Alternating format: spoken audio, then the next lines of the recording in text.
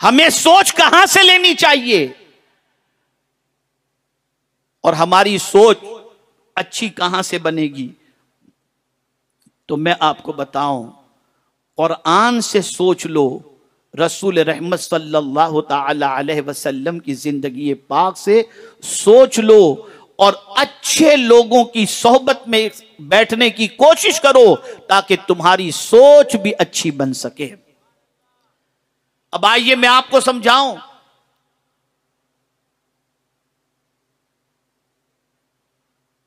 अल्लाह अज़्ज़ व जल्ल ने अपनी किताब के जरिए इंसान को कितनी अच्छी सोच अता फरमाई। फरमाया वअबुदुल्लाह वला तुशरिकु बिही शैआ, अल्लाह की इबादत करो और उसका किसी को शरीक न ठहराओ। अब मेरा मौला सोच बना रहा है, जहन साजी फरमा रहा है कि दुनिया में तुम इंसानों के साथ रहते हो तो तुम्हारा बिहेवियर इंसानों के साथ कैसा होना चाहिए, और तुम अगर ये करोगे तो तुम्हारे लिए कितना फायदा होगा। तुम्हें खुद गर्जी से निकालकर, सेल्फिश होने से निकालकर तुम्हें ऐसे रास्ते की तरफ ले जा रहा है जिस रास्ते की तरफ जाने के बाद तुम्हारी दुनिया भी संवर जाए और तुम्हारी आखिरत भी संवर जाए।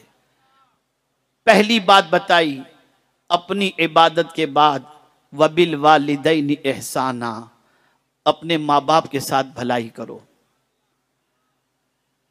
इसलिए कि जाहिर सी बात है कि परवरिश के अंदर माँ बाप ने अपना खून लगा दिया, माँ बाप ने अपनी जिंदगी की जवानी लगा दी और तुम्हें कुछ बनाने के लिए उन्होंने अपना सब कुछ कुर्बान कर दिया। इसलिए सबसे पहले अगर तुम्हें किसी के साथ भलाई करनी है इंसानों के अंदर तो अपने माँ बाप के साथ भलाई करो। और जाहिर सी बात है, अगर कोई माँ बाप के साथ भलाई करता है तो उसका सिला अल्लाह कितना अता फरमाता है। अल्लाहु अकबर।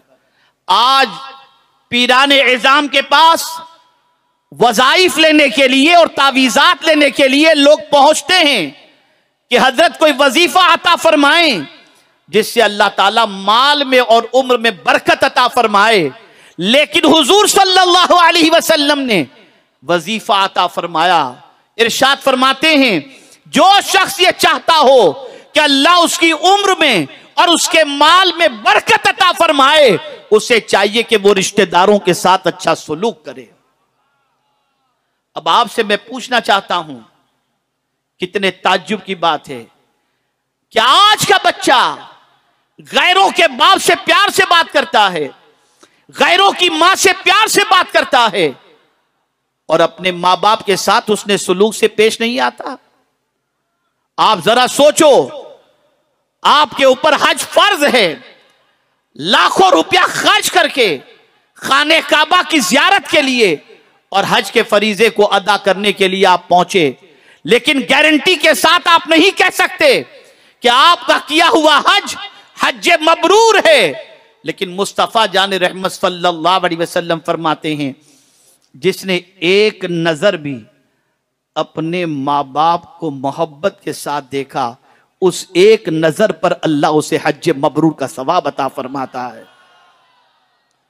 माँ बाप के साथ उसने सुलूक की तालीम दी गई।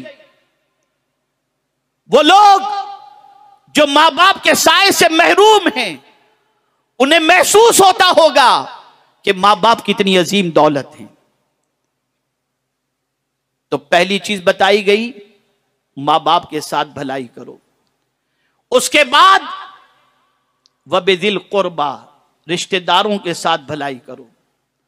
आप अंदाजा लगाएं, मां बाप के बाद रिश्तेदारों के साथ सलूक, इसका फायदा क्या है? आप अगर उनके साथ भलाई करोगे तो डबल अजर अल्लाह आपको अता करेगा, एक भलाई करने का और एक रिश्तेदारी का हक अदा करने का। और ये बात जहन के अंदर महफूज कर लें, अल्लाह के रसूल सल्लल्लाहु अलैहि वसल्लम ने इरशाद फरमाया, जो रिश्ते काटता है अल्लाह उसकी दुआ को कबूल नहीं फरमाता। ये हुजूर का इरशाद गिरामी है। तो रिश्तेदारों के साथ अच्छा सलूक करो। उसके बाद फरमाया वल यतामा, और यतीमों के साथ अच्छा सलूक करो। वल मसाकीन, और मिस्कीनों के साथ अच्छा सलूक करो। वल जारि जिल कुर्बा, और करीब के पड़ोसियों के साथ अच्छा सलूक करो। वल जारिल जुनूब व साहिब बिल जंब। अब यहां मैं तवज्जो चाहूंगा, आप अंदाजा लगाएं, स्टेप देखें, दर्जाबंदी देखें। मां बाप, रिश्तेदार, यतीम, मिस्कीन, परेशान हाल, और उसके बाद पड़ोसी के बारे में फरमाया कि जो करीबी पड़ोसी हैं उसके साथ। और उसके बाद रसूल कुरान मुकद्दस में अल्लाह अज़्ज़ व जल्ल ने इरशाद फरमाया करीब के पड़ोसी से भी अच्छा सलूक करो, और वल जारि दिल जम, और दूर के हमसायों से भी अच्छा सलूक करो। इसकी तफसीर में मुफस्सिरीन फरमाते हैं इससे मुराद अगर कोई पड़ोसी तुम्हारा रिश्तेदार नहीं है, मुसलमान नहीं है, अजनबी है, गैर मुस्लिम भी है, कुरान कहता है उसके साथ भी तुम अच्छा सलूक करो।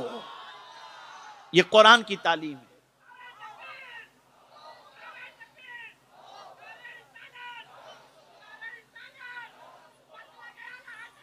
आप अंदाजा लगाएं, रसूल रहमत सल्लल्लाहु अलैहि वसल्लम ने इरशाद फरमाया पड़ोसी 3 किस्म के होते हैं।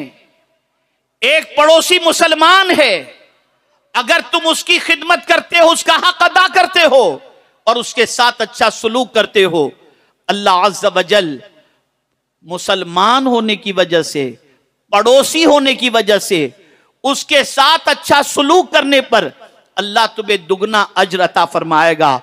दूसरा वो शख्स जो पड़ोसी भी है, मुसलमान भी है, रिश्तेदार भी है, अगर तुम उसके साथ सलूक करते हो, अच्छा सलूक करते हो, तो अल्लाह ताला तुम्हें 3 गुना अज्र अता फरमाएगा।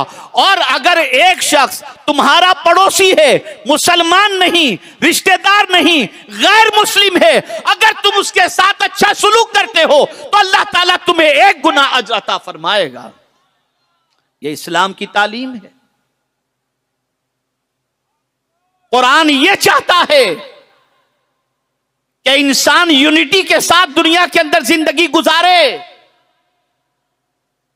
आज पड़ोसियों का हक खत्म हो गया, आज रिश्तेदारों की हुकूक को पामाल किया जा रहा है, आज मां बाप के हुकूक को पामाल किया जा रहा है। ऐ रसूल आजम सल्लल्लाहु ताला अलैहि वसल्लम के दीवानों, खानदान में सेल्फिश होना तो बहुत दूर की बात हो गई, अब तो बाप बेटे भी सेल्फिश हो गए। बाप की पोजीशन यह है कि वो इतना खुदगर्ज कि जिसकी कोई इंतहा नहीं, और बेटे की पोजीशन ऐसी है कि वो अपने बाप के सिलसिले में भी इतना खुदगर्ज हो गया। और मैं यहां पर बता दूं कि कयामत से पहले एक कयामत आकर के गई जिसमें खुदगर्जी को इंसान के सामने जाहिर कर दिया गया।